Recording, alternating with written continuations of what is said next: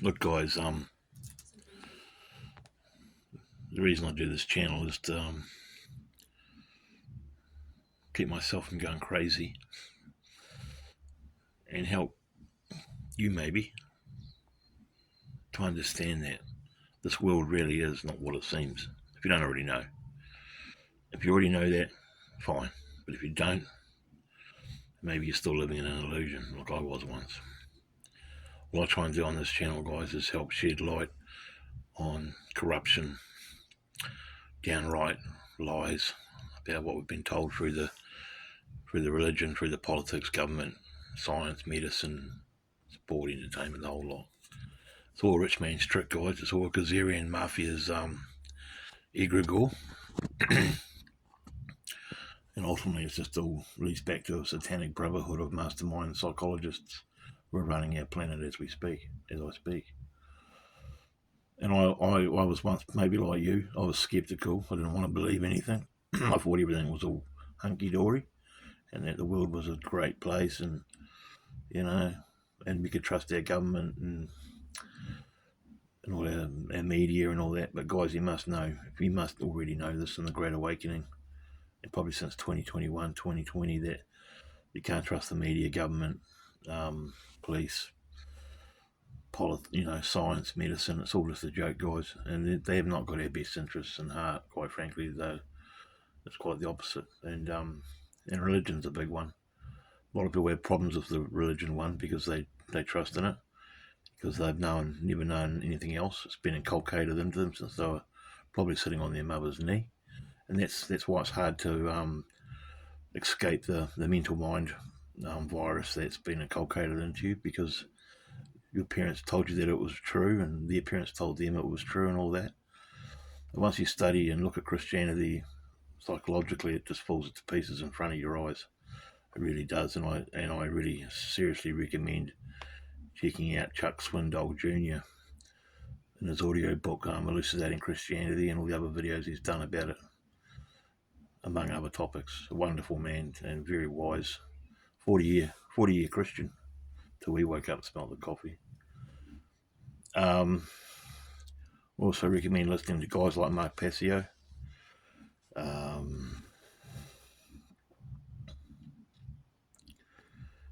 You guys know the other guys that I look at, Terence McKenna, Alan Watts, Dr. Joe Dispenza, Parisa Bark, Jordan Maxwell, David Icke. There's a big long list, guys. And they help inspire me to do what I do. Now I have frustrations in this algorithm of YouTube always censoring me and copywriting me of late and hitting me hard. And I'm a small channel with stuffle subscribers, even though I appreciate your subscription. Not much of an outreach on the world. Pretty pathetic, actually, when you think about it. And they're always hammering me, always censoring me. There's so many videos I had to take down. There's so many videos that they've taken down. I'm going to try and re-upload some in the next few weeks. And I just like to be recognised on the internet now, not for semen retention videos, but for something a bit more authentic, a bit more original, like my dark poetry and my nature stuff and my rants about the world and that. I apologise if some of them seem a wee bit regurgitated, a bit repetitive, but you've got to hammer the message home, because people just don't want to listen. People only want to be comfortable and entertained, I've found, in this journey, which makes it hard for a niche like mine, which is about facing the truths, hearing the truth. And the truth is belligerent in nature, guys and girls, because it wages war with mind control. And we're all victims of mind control, whether we want to believe it or not. I was once sucked down the vortex of mind control, just like you probably still are, or maybe not. Maybe you've awakened. People throw around the word awakened a bit too loosely for my, as far as I'm concerned. And enlightened is that word's thrown around a bit too much as well. To be truly enlightened to me means to know the bullshit, to see through the bullshit. Pretty simple. To be awakened means to have knowledge of that, seeing through the bullshit. But be skeptical. Don't swallow everything I feed you. I mean, research it yourselves. Deep dive on things that you want to learn about, because there's lots of different ways to research something. Doesn't just mean looking at Google search. There's a lot of online platforms that are very hard to get, hard to find. They don't want you knowing this information, guys. And there's books out it, but they're about it there too. But don't go to your local library because they'll have nothing about it. And when I say about it, I mean things that don't add up. Here's just on a closing note. Well, I'll go a bit longer. Look at 9/11, for example. I've just recently uploaded 3 9/11 videos which I had on my channel for nearly 3 years. I think the most they got was 30 views. It was pathetic. Most people, I talk to people in the streets, and most people think that it was an inside job, but I mean the other half don't. They think, I mean, I'll give you a case example. Once at this, when I used to drink alcohol, into a bottle store once and talked to this guy, and we talked about 9/11, and he was adamant that it was just that the Muslim guys did it and all that. I said, what about tower number 7? And he goes, that was just office fires, chairs and desks that had exploded out of the main towers, flew over and hit tower number 7, and it started the office fire, and that's how it collapsed. Guys, you just got to check out Dr. Judy Woods. If you're lucky enough, buy the book Where Did the Towers Go? Or just watch those documentaries on my channel. The towers turned to dust. They turned to dust, guys. It was free energy weapons. They were playing God with stuff Tesla, basically, I think, discovered. They were playing God. They've done it since, the Hawaii incident. They can do it whenever they want, guys. I mean, if I'm living in a world where the most powerful country in the world is prepared to sacrifice a couple of thousand of its own kin and lie to the whole world and continue to lie, just to invade another country to take their oil or their opium, that's quite concerning to me, okay? Now, I don't live in the big old United States of America. I live in this little tin can banana republic country called New Zealand, which is like a little England, okay? It's a little England. It's a little colony. And we're like a test tube baby. We're a test tube. Yeah, we're a crash test dummy for the world, like Australia. They test stuff out on countries like New Zealand and Australia before they implement them into the big wide world. Yeah, I quite frankly would love to leave this country in a heartbeat if I could, and I'd go probably, I don't know, somewhere else. But so many people like to vote. They believe in their churches. They believe in God. Don't even get me going down that road, guys. It doesn't make me an atheist. It doesn't make me a Satanist. It's just someone that's, because look, guys, I used to be controlled by fear, by the fear of God, by the fear of heaven and hell, by the church, living in self-deceit and guilt, and all that stuff. And it was not Christianity's spiritual racism, guys. In groups, out groups. You know what I mean? We're the winners. You're the losers. You will suffer because you're not on our team. That's horrible. That's spiritual racism, guys. Christianity is just spiritual racism. And I'm really passionate about talking about it because Christianity and Catholic, how do you say that? Catholic crap nearly ruined my life. And I've seen the damage it's done to so many other people. Just like the damage government's done and still doing to so many people. We've never needed to be governed, guys. And what gives some guys in suits the right to govern over me and you? What makes them so special? Like the royal family, what makes them so great? They're just all inbred German poms.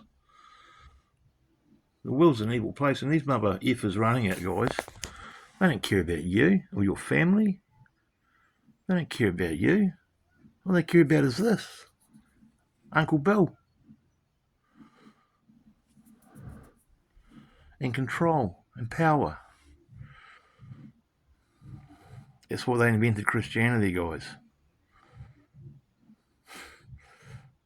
I mean, I could talk for hours about this, but I'll leave it up to you to do your own research. I've done that much research, guys. I've forgotten something. It's gone. I've done that much research that some of it's hard to explain. It's hard to remember it all, but it does come back. And I understand my channel is getting shit all views, and that's partly my fault for taking down over 1,200 videos.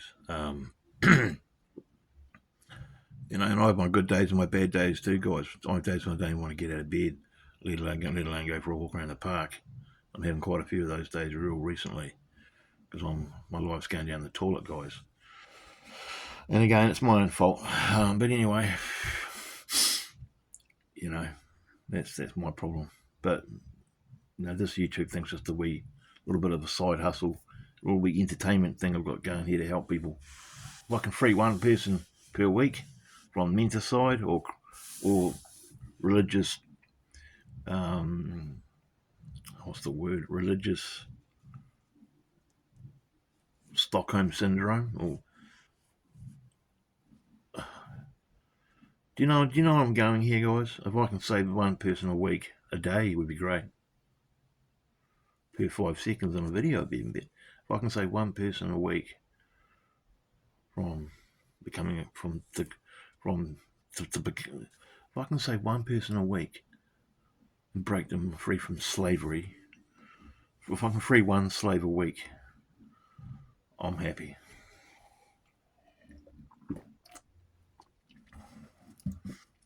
That's what I'll call this video, if I can free one slave a week. And you might say, well, who are you? You don't know. What are you talking about? Where'd you get all your, who are you? A lot of you will be saying that. Who are you? What gives you the right to tell us this and that? I'll tell you what gives me the right, guys. It's called free speech.